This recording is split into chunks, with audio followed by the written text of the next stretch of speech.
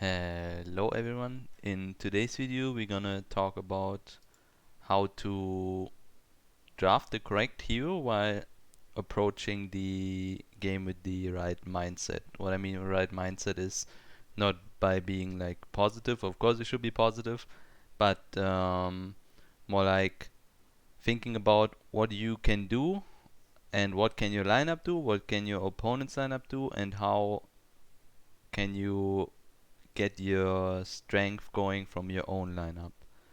By that, we're gonna take a look at the draft first.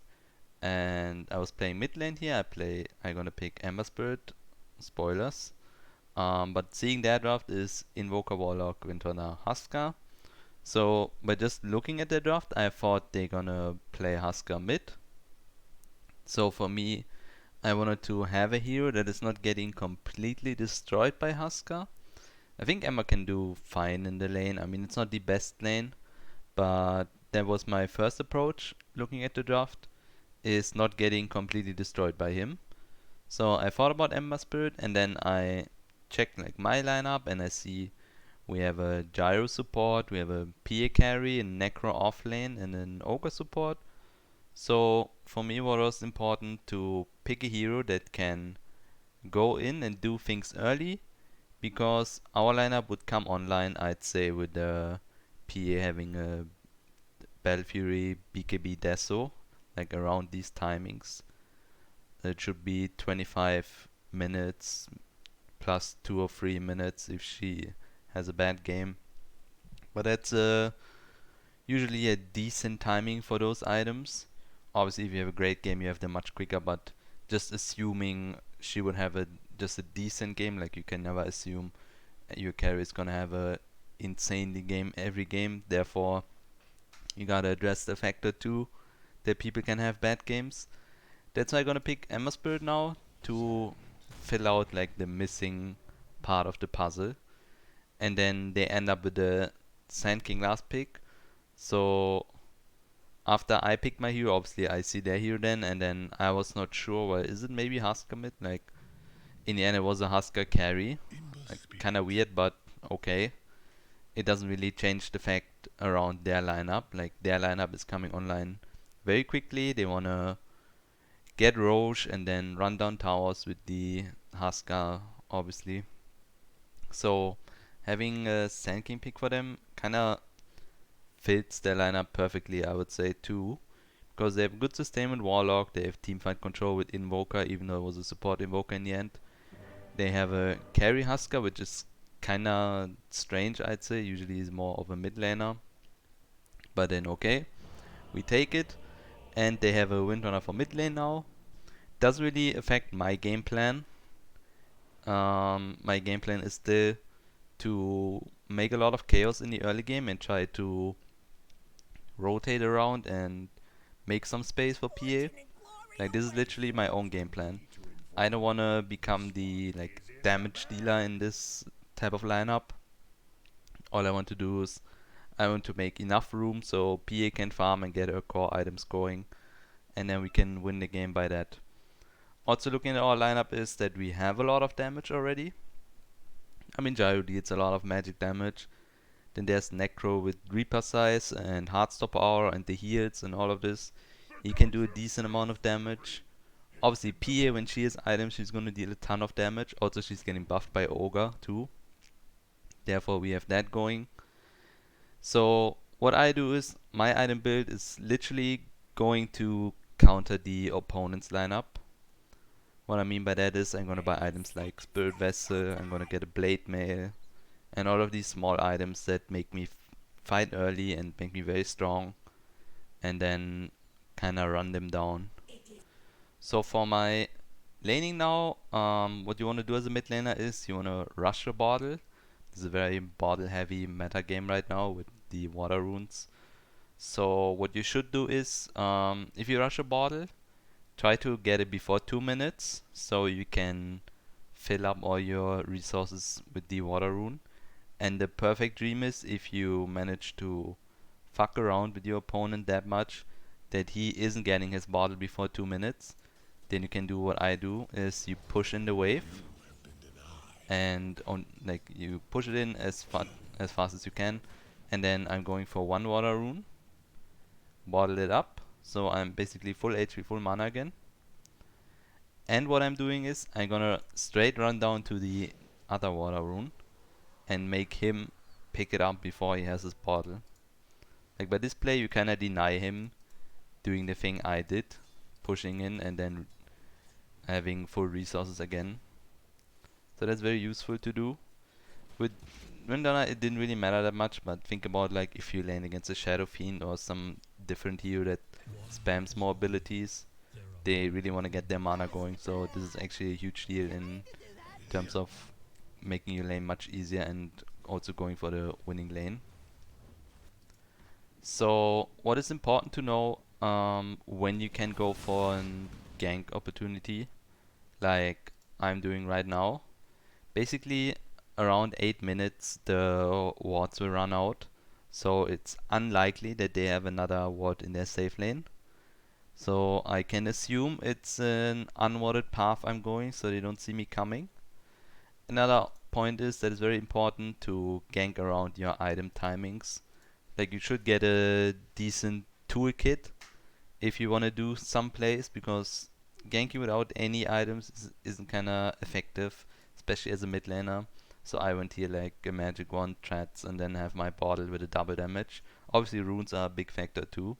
Like getting a DD, it makes it very easy to gank someone, especially with a hero like Ember Spirit.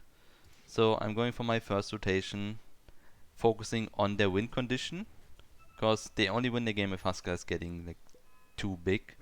So my gank is mainly focused on taking out Huskar here. Also having a Necro with Reaper size makes it much easier. But imagine like it's kinda uncommon to usually have a Necro, but he would die anyways with the gank I'm doing. I mean, could also solo killed him, but it's fine. Send him to the grave for longer with the Reaper Scythe and then immediately go back to mid and keep the farm going. You did a good rotation on their win condition. What you could do is, if you don't play with a Necro and he's actually respawning quicker, you could like wait here, maybe farm this camp and wait around here and try to kill him again. But since I didn't really had mana anyways to do that kind of play, so I decided to just go mid and keep up my game, get my urn, and then with my urn I'm going for the next type of play. I could have bought it already, I don't know why I didn't bought it. Actually I was thinking about Maelstrom for. I think I'm gonna sell the Javelin. Well, I'm kinda surprised, like what was I thinking? Yeah, I'm gonna sell it and then like I realized, okay, I'm gonna need Spirit Vessel. Was kinda like brain off and then going my usual Ember build with Maelstrom. So yeah, the Spirit Vessel, and that's what I'm focusing now, is getting these small items. After the Vessel I think I get Blade Mail if I remember correctly. But yeah, now I get a regional rune.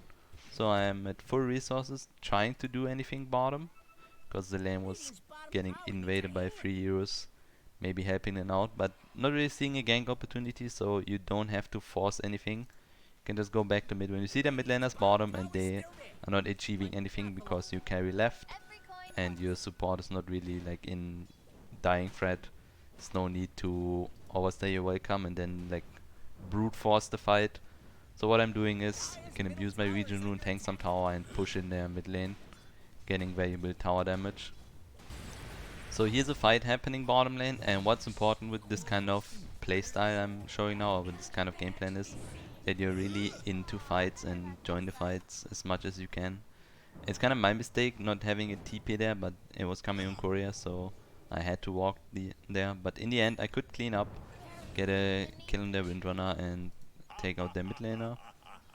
Didn't really matter that, I mean, I actually forced in the Sand King 2 to go bottom, so kinda makes it more valuable. So here's the next engagement happening, and for me it's important now. Okay, I have a lot of like damage I can deal to Huskar. Sadly I didn't have Flame Guard, so I couldn't kill him that quickly. But I got my urn and I take him out, and for me it's important I take out their win condition, right? Like I killed Huskar, and even though I died now, it didn't really affect me. Like I was fine with the trade because PA, even though she was in the fight, she survived, so that's obviously perfect for us. her getting more farm because she's our win condition. And what I need to do is, like I explained in the beginning, I want to screw up with the Husker. I want to make his life as hard as possible to buy a lot of time for PA. And obviously every time you trade your life for him, it's much worth it. So now I see Huskers being top lane, and for me, once again, my thought process is, okay, I'm gonna run at him again and try to make his life as hard as I can. TP top lane and just immediately jump on him, make him not being able to farm. Almost killing him though, but a bit unlucky. Like here you have to wait for him to use his ult before you use Spirit Vessel, otherwise you would purge it. That's why I chain him, try to force him to ult me, and then I put Vessel on him. In the end he's gonna survive that engagement.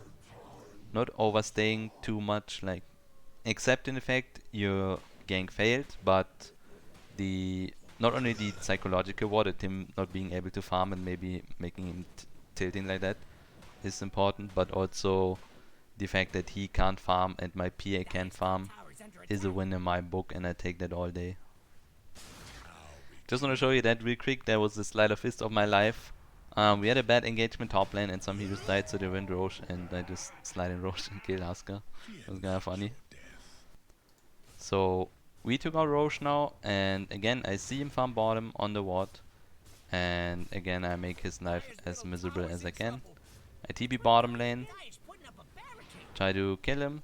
He is attempting to TP out, chain him, and now why Blade Mill is also very nice. Like I can just Blade Mill this, and he insta dies every time he uses ult on me.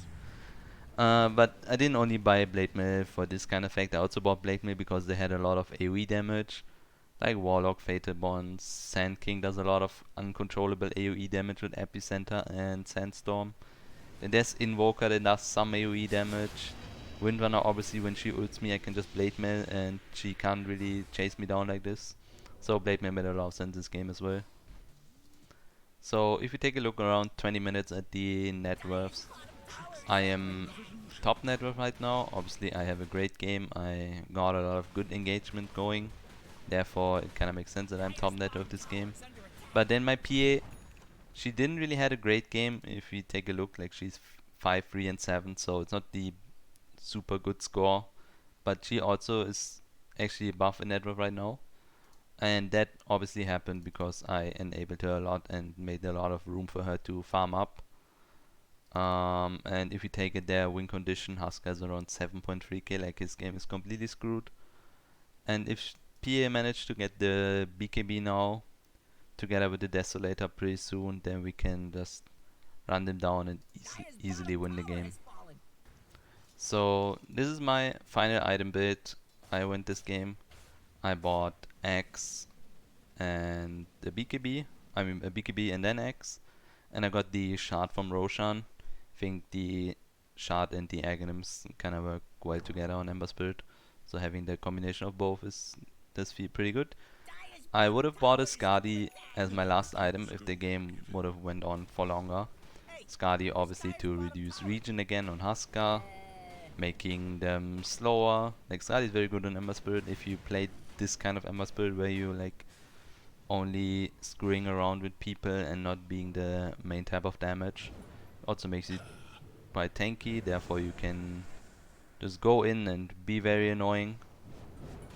Yeah, but that's it then for the video. I hope you guys enjoyed and could see some perspective on how to approach a game with the correct mindset, I say. Like, if we sum it up, you take a look at your own draft, you take a look at your opponent's draft, and then you think about what kind of hero is winning the game and what kind of hero are we missing that can enable my winning hero to win the game.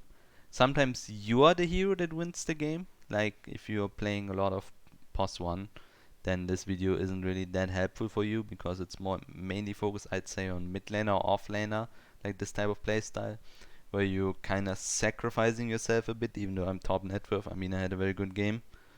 But the idea is that you kind of sacrifice your own farm by not really going too greedy items and just fighting around and making a lot of chaos, so your opponent carry can't really farm while your own carry can farm a lot.